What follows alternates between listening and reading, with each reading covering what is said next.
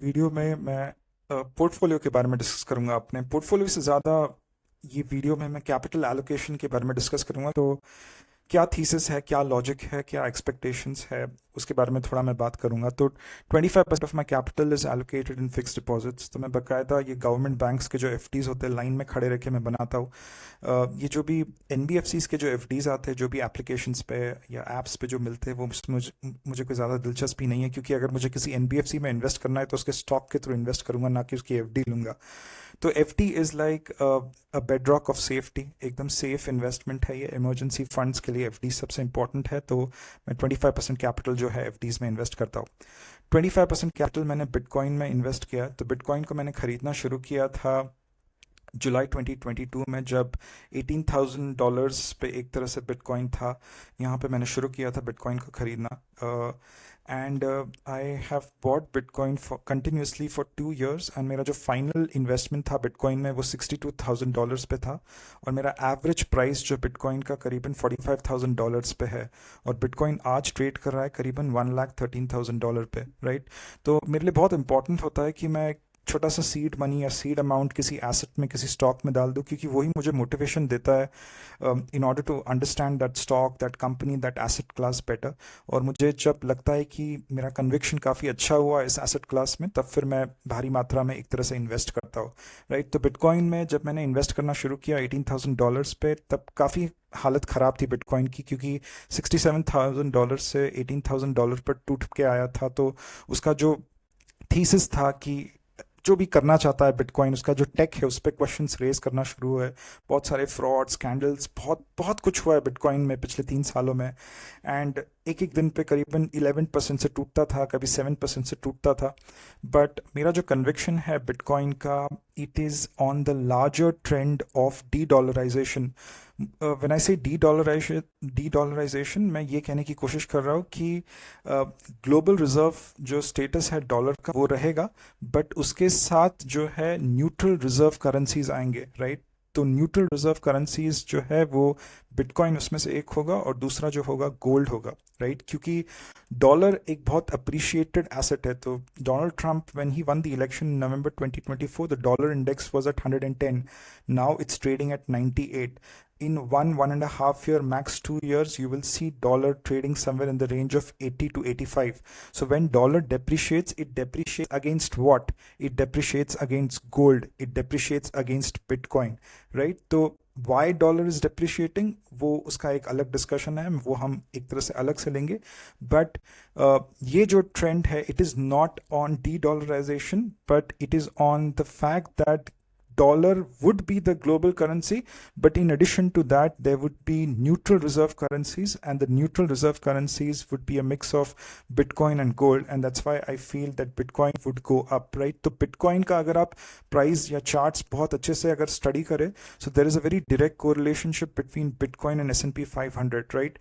दोनों high risk on assets है। तो magnificent 7 जो है, which are like S&P 500 एक बेसिक उसका पार्ट है वो, right. They just went up in the last 1.5 year। काफ़ी रिस्क ऑन एसेट्स होते हैं, but over a period of time जब एक तरह से यूएस खुद चाहेगा कि डॉलर का डिमांड कम हो, डॉलर का डिमांड कम होना मतलब dollar denominated assets which are bonds, US bonds, जो बॉन्ड यील्ड्स की हम बात करते हैं, bonds, sovereign bonds. And second is US equities, क्योंकि अगर आपको इक्विटीज़ में इन्वेस्ट करना है या फिर बॉन्ड्स में इन्वेस्ट करना है तो आपको डॉलर खरीदना पड़ेगा। तो यूएस खुद चाहता है कि, या यूएस गवर्नमेंट खुद चाहती है कि the demand for dollar comes down, because only when the demand for dollar comes down, dollar will depreciate, and only when dollar depreciates they can reindustrialize the United States, right? तो reindustrialization तो बहुत बड़ा theme है, basically security related चीज़ है, क्योंकि US का जो defence equipments है, उसके जो कंपोनेंट्स है, एंसिलरीज जो है, जो छोटे छोटे कंपोनेंट्स जो उनके पेट्रियट मिसाइल्स वगैरह में जाते हैं, वो चाइना में मैन्युफैक्चर होता है। तो कल अगर ईस्ट चाइना सी में यूएस और चाइना की भिड़ंत हो गई तो फिर वो कंपोनेंट्स नहीं मिलेंगे, तो यूएस वॉर कैसे लड़ेगा? तो यूएस का जो इंडस्ट्रियलाइजेशन का जो एक लार्जर काइंड ऑफ रिटोरिक है या कैंपेन है, वो तो ठीक है, बट यूएस का सिक्योरिटी रिलेटेड इशू है, इसलिए यूएस को they want those components to be manufactured in the United States, as simple as that. Because this is security related issue. और अगर मैन्युफैक्चरिंग फिर से यूएस में शुरू करनी है तो डॉलर को डिप्रिशिएट करना पड़ेगा। एक तरीका डॉलर को डिप्रिशिएट करने का ये है कि आप कैपिटल गेन्स लगा दो। तो फॉर एग्जांपल कोई फॉरेनर्स अगर डॉलर होल्ड कर रहा है इन फॉर्म ऑफ बॉन्ड्स और फॉर दैट इंस्टेंस इक्विटीज, आप उसके ऊपर टैक्स लगा दो, right. These are called as capital controls. या फिर आप आपका जो नेक्स्ट फेडरल चेयरमैन रहेगा, फेड चीफ रहेगा, जेरन पॉवल, उसको लेके आओ, उसको बोलो कि इंटरेस्ट रेट इतने कम कर, इन्फ्लेशन इतना बढ़ा दे, इतना बढ़ा दे, इतना बढ़ा दे कि करेंसी की वैल्यू ही पूरी डिप्रिशिएट हो जाए, उसके साथ डेट भी चला जाए और उसके साथ एक तरह से करेंसी पूरी टूट कर गिर जाए, ताकि हम हमारे जॉब्स जो है या फिर हमारे जो क्रिटिकल इक्विपमेंट्स है डिफेंस रिलेटेड वो हम यूएस में एक तरह से इंडस्ट्रियलाइजेशन करेंगे, राइट। तो ये कुछ हुआ था 1970s में जब Richard Nixon was the president, जब dollar went off the peg from gold, तो बहुत बड़ा इन्फ्लेशन आया था। एंड फ्रॉम 1970 टू 1978 गोल्ड के प्राइसेस जो है वो 100 से करीबन $850 चले गए थे, राइट। तो ऐसा ही कुछ अभी फिर से हो सकता है। And the person to watch out is Scott Bessent, it's not Peter Navarro और the Lutnick guy, the trade guy, या डोनाल्ड ट्रम्प भी नहीं, it's actually Scott Bessent. Scott Bessent is the guy who we need to follow, because Scott Bessent along with Larry Summers broke the Bank of England at one point of time. तो ये बहुत शातिर आदमी है, बहुत clean आदमी है, बहुत शार्प आदमी है। And if I follow someone it is Scott Bessent in the United States. And this trade of एक तरह से Bitcoin as well as dollar is against Bitcoin as well as gold. So I started investing in gold when it was 2300, and मैंने ये invest किया करीबन 2700 तक। 2300 से शुरू किया and I had invested till 2700। मुझे एवरेज प्राइस पता नहीं है गोल्ड का, but 2700 was the last time I had bot gold.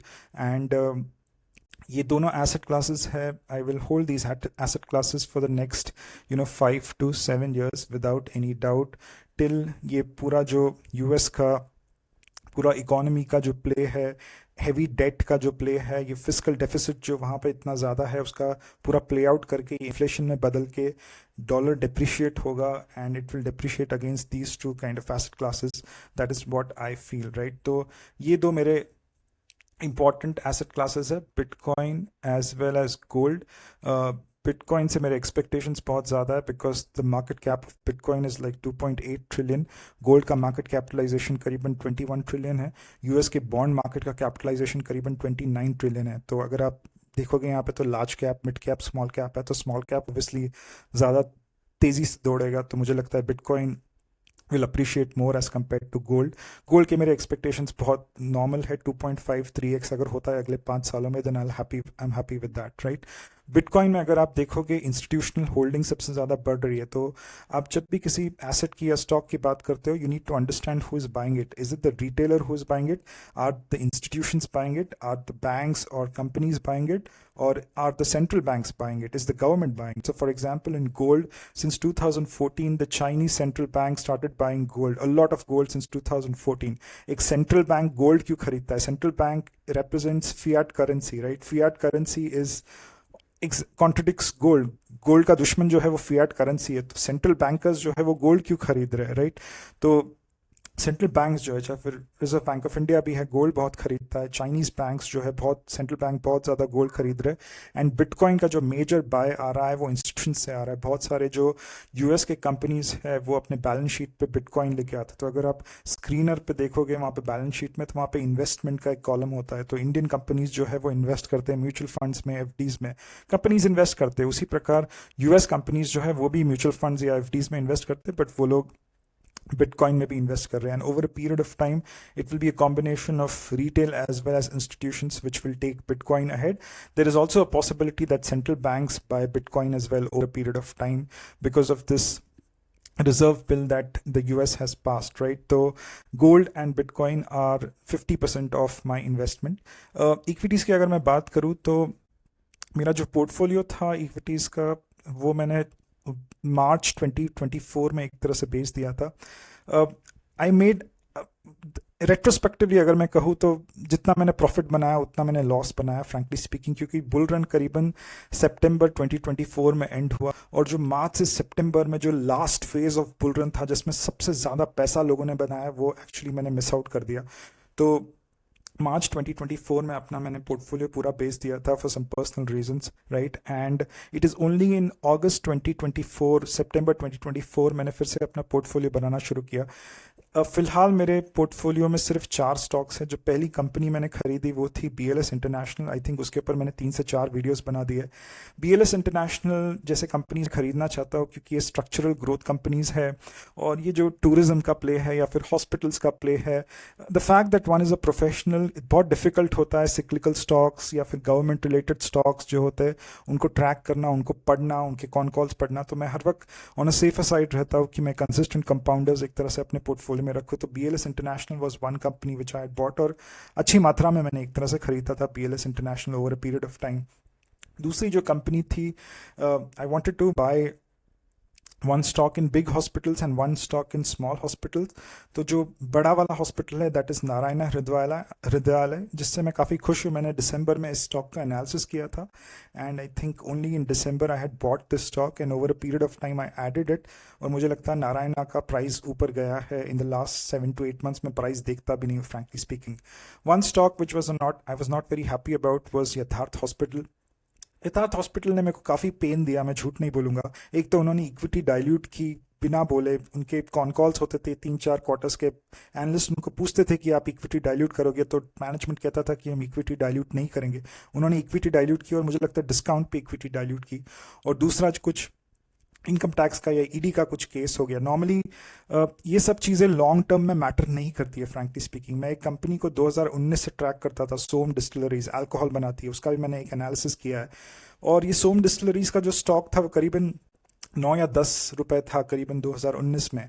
And मुझे हर वक्त पता रहता था कि ये स्टॉक ऊपर जाएगा, बट इसका मैनेजमेंट इतना ठीक नहीं था। मतलब मैनेजमेंट में इनकम टैक्स की रेट पड़ती थी, या तो फिर वो जो बच्चों को अब्यूज़ करते थे, या फिर जो बच्चों से काम निकालते, अब्यूज़ नहीं करते, बच्चों से काम निकालने का वो एक तरह से केस ठुके हुए थे। तो हाई कोर्ट वगैरह में उनकी एक तरह से सुनवाई होती थी। तो मुझे लगता था कि मैनेजमेंट सही नहीं है। बट कंपनी जो है Som distilleries, it was trading at 9 rupees, and in 2022 it went to almost 130 rupees, और मैं बस देखता रहा।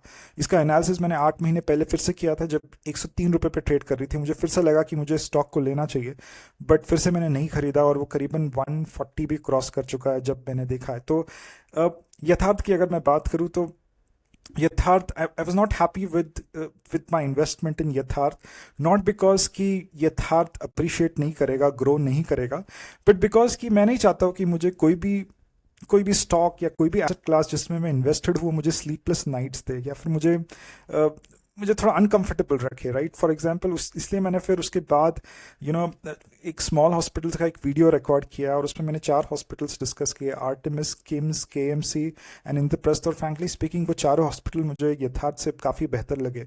तो यथार्थ में मैं इन्वेस्टेड हूँ, मैं पैसा तो नहीं निकालूंगा। मेरे लिए बहुत डिफिकल्ट होता है कोई चीज़ खरीदना, और मैं आसानी से बेचता नहीं हूँ, आसानी से खरीदता भी नहीं हूँ। सो आई विल स्टिक विद यथार्थ।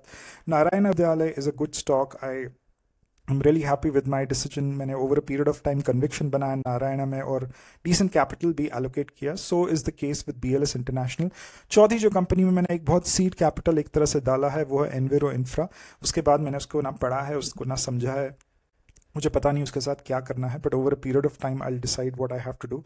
सो मेरा जो ऑब्जेक्टिव है अगले 3 से 4 महीने में वो है फिर से अपना पोर्टफोलियो बनाओ। इसलिए ये पिछले 1 महीने से मैं ये कंपनीज एनालाइज कर रहा हूँ, and over period of time एक करीबन 30-35 कंपनीज की मुझे वॉच लिस्ट बनानी है, एंड उस 30-35 कंपनीज में मुझे करीबन 12 से 15 कंपनीज में इन्वेस्ट करना है अगले 3 से 4 महीने में।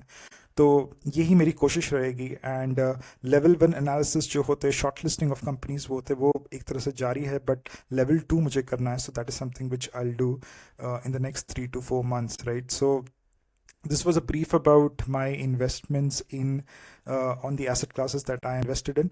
तो 25% capital allocated नहीं है मेरा इंडियन इक्विटीज़ में। एक अब 7 या 8% कैपिटल समझ के चल सकता हूँ मैं। तो मुझे जो बाकी कैपिटल एलोकेट करना है वो over a period of time मैं काफ़ी आराम से कैपिटल एलोकेट करूँगा। मुझे कोई हड़बड़ी नहीं है, मुझे कोई जल्दी नहीं है, राइट। मुझे नहीं लगता कि अगले 6 महीने में मार्केट्स कहीं ऊपर जाने वाले हैं। ये जो भी यूएस का टर्मोइल है, जो भी ट्रेड रिलेटेड टर्मोइल है, दिस विल प्ले आउट। एक दो झटके मिलेंगे अच्छे, मुझे काफ़ी अच्छी अपॉर्चुनिटी मिलेगी स्टॉक्स को जो मेरे वॉच लिस्ट में बनेंगे एक तरह से बाय करने के लिए। सो ये मेरी स्ट्रैटेजी या मेरी सोच है as with regards to my investment.